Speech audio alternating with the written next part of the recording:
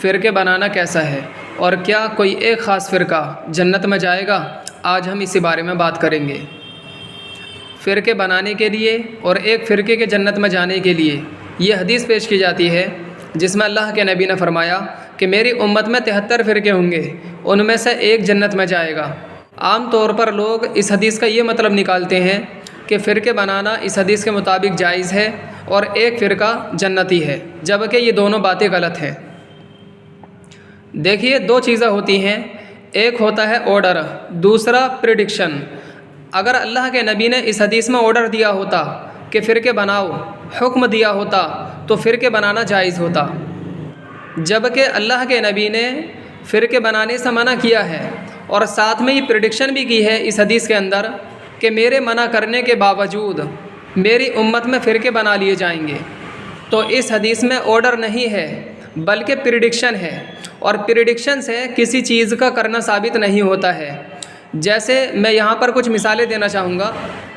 اللہ کے نبی نے منع کیا ہے کہ شرک مت کرو، اور ساتھ میں یہ پیشین گوئی بھی کی ہے کہ میرے منع کرنے کے باوجود لوگ شرک کرنے لگیں گے۔ تو کیا اس کا مطلب یہ ہوا کہ شرک کرنا جائز ہے؟ ہرگز نہیں۔ اللہ کے نبی نے شراب پینے سے منع کیا ہے اور ساتھ میں یہ پیشین گوئی بھی کی ہے کہ میرے منع کرنے کے باوجود لوگ شراب پینے لگیں گے۔ تو کیا اس کا مطلب یہ ہوا کہ شراب پینا جائز ہے؟ ہرگز نہیں۔ تو اس حدیث کے اندر فرقے بنانے کا آرڈر نہیں ہے بلکہ فرقے بنا لیے جانے کی پیشین گوئی ہے، اور پیشین گوئی کا مطلب کسی کام کو کرنا نہیں ہوتا ہے، کسی کام کو کرنے کی اجازت نہیں ہوتی ہے، یعنی اس حدیث کے مطابق فرقے بنانا جائز نہیں ہے۔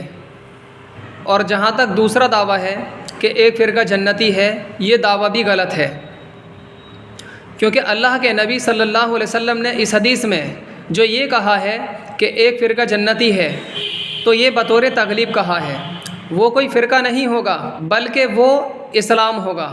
کیا مطلب؟ اس کو ہم اور آسان کر کے سمجھتے ہیں۔ دیکھیے، اللہ تعالیٰ نے سجدہ کرنے کا حکم فرشتوں کو دیا تھا، جبکہ ابلیس جن تھا۔ کیا جن کو سجدہ کرنے کا حکم تھا یا نہیں تھا؟ تھا۔ وہ اس لیے کہ اللہ تعالیٰ نے فرشتوں کا لفظ بطور تغلیب استعمال کیا تھا۔ عربی زبان میں علم بلاغہ میں ایک قاعدہ ہے کہ جہاں پر میجورٹی ہو اور مائنورٹی بھی وہاں پر موجود ہو تو مائنورٹی کے لیے بھی میجورٹی کا لفظ استعمال کیا جاتا ہے، میجورٹی کا لفظ استعمال کیا جاتا ہے، اور اس کے اندر میجورٹی پلس مائنورٹی دونوں شامل ہوتے ہیں۔ تو فرشتے بہت زیادہ تھے اور جن ایک ہی تھا، تو اللہ تعالیٰ نے سب کے لیے فرشتوں کا لفظ استعمال کیا اور جن اس کے اندر شامل تھا۔ ٹھیک اسی طرح سے اگر کلاس میں 10 لڑکے ہوں اور ایک لڑکی موجود ہو اور ٹیچر یہ کہے کہ تم سب لڑکے کھڑے ہو جاؤ، یعنی قومو، تو وہاں پر حکم میں لڑکی بھی شامل ہوگی۔ تو اس حدیث کے اندر یہی قاعدہ استعمال کیا گیا ہے، یعنی تغلیب کا قاعدہ۔ اللہ کے نبی نے اسلام کو فرقہ بطور تغلیب کہا ہے، جماعت کو فرقہ بطور تغلیب کہا ہے۔ تو جنت میں جانے والا کوئی ایک خاص گروہ نہیں ہوگا، کوئی ایک خاص فرقہ نہیں ہوگا، بلکہ جنت میں جانے والا اسلام ہوگا، جنت میں جانے والی جماعت ہوگی۔ اور اللہ کے نبی نے اس کی پہچان بھی بتائی، فرمایا وَهُوَ مَا أَنَا عَلَيْهِ وَأَصْحَابِي، کہ جنت میں وہ لوگ جائیں گے کہ جو قرآن اور حدیث پر چلنے والے ہوں گے، قرآن اور حدیث پر عمل کرنے والے ہوں گے، اور میرے صحابہ کرام کے طریقے پر چلنے والے ہوں گے۔ تو خلاصہ یہ نکلا کہ کوئی ایک خاص فرقہ جنت میں جانے والا نہیں ہے، بلکہ تمام لوگوں میں سے صرف وہ لوگ جنت میں جائیں گے جو قرآن اور حدیث پر عمل کرنے والے ہوں گے اور صحابہ کرام کے طریقے پر، ان کی تفہیم پر عمل کرنے والے ہوں گے۔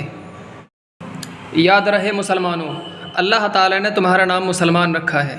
اللہ تعالیٰ نے فرمایا سورہ حج میں، سورہ 22 آیت نمبر 78 میں، ہوا سماکم المسلمین، اللہ تعالیٰ نے تمہارا نام مسلمان رکھا ہے۔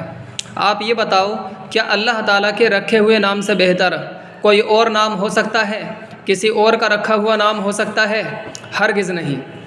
اب چوائس آپ کی ہے، اللہ کا نام اور دوسروں کا نام، کس کا نام آپ کو رکھنا ہے یہ آپ خود ڈیسائیڈ کریں گے۔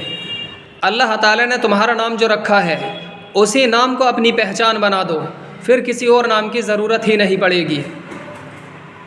اللہ تعالیٰ آگے فرماتا ہے سورہ آل عمران، سورہ نمبر 3 آیت نمبر 64، فَقُولُوا اشْهَدُوا بِأَنَّا مُسْلِمُونَ، اگر کوئی معلوم کرے کہ تم کون ہو تو ان سے کہہ دو کہ ہم مسلمان ہیں۔ پھر اللہ نے آگے فرمایا سورہ آل عمران سورہ نمبر 3 آیت نمبر 102 وَلَا تَمُوتُنَّ إِلَّا وَأَنْتُمْ مُسْلِمُونَ کہ مرتے دم تک مسلمان رہنا۔